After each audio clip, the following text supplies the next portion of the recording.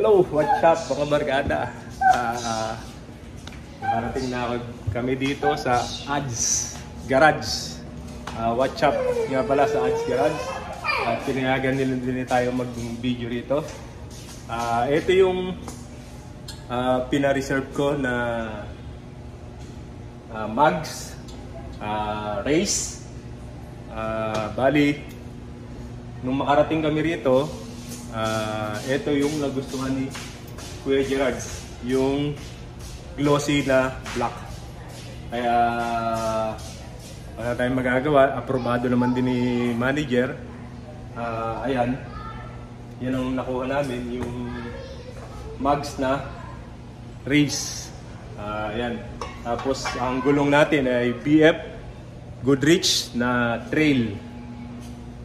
Yun yung ikakabit natin na gulong. Kaya ayan, pupunta tayo ngayon dito at titingnan natin yung kung paano ikakabit yung gulong natin.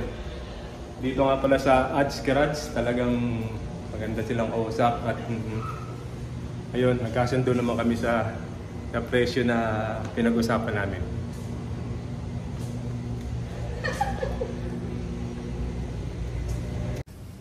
Ayan yung ating Montero, ating service. At nandito tayo sa Ads Garage. Ayan. Ayan yung mga ibang gulong nila na binebenta rin. Kaya ayan, pakakabit na natin yung ating mugs. Ito yung isa sana sa pinamilihan ko, yung all trim na TA na BF Goodrich siya. Pero ito yung nagustuhan namin na ipakabit, yung BF Goodrich na trail steering. Yan yung ikakabit na gulong. Medyo malapad siya, lalabas siya dun sa Montero natin, kaya pakakabitan din natin ng fender doon sa gilid yung Montero. Ayan si manager, pa-relax lang. Shout out me.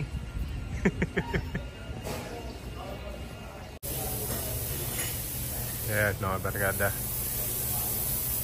nakasalang na yung ating Montero. Ayan, set up na siya na tanggalin na yung mga gulong niya at ipapalit na yung bago niyang sapatos. Kaya wait na lang natin mamaya. Ayun na mga barkada, nakakapit na yung ating ayan o.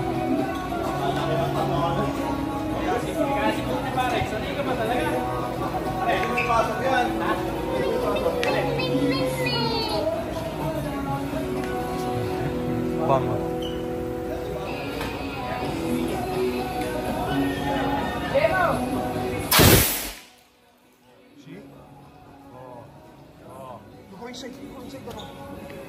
Yun, nakakatakot si Gabriel dun sa ayun mga barkada, pogi-pogi yung papalit.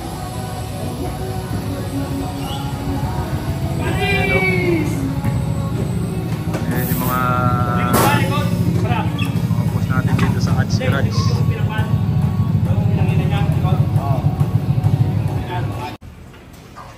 Natipitan siya ng Ads Garage.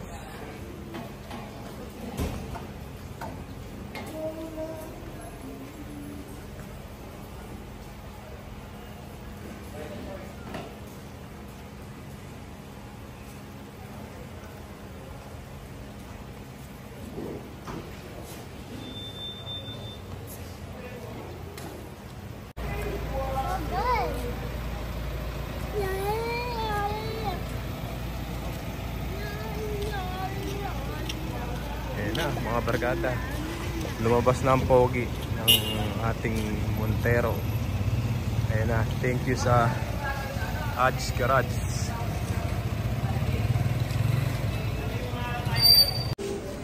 Ah, white pala siya. Opo, sir.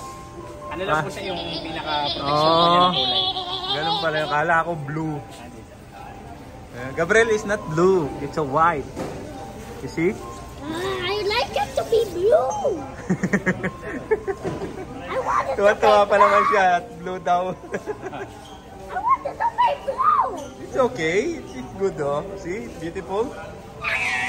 Oh. Ayun, maraming salamat nga pala sa Ads Garage ng Cabanatuan, Nueva Ecija. Doon ko po siya pinagawa. Maraming salamat po sa inyo, sa mababait niyo mga mekaniko, sa mga gumawa na to. Super ano po sila, mga friendly sila, at isa pa maano sila, maayos gumawa, maingat. Talagang iniingatan nila yung paggawa dito sa sasakyan, kaya kung kayo may mga pase-setup sa mga inyong mga sasakyan, Ads Garage number 1, the best po sila magtrabaho. Kaya shout out Ads Garage. Ganun na lang po. Maraming salamat and out.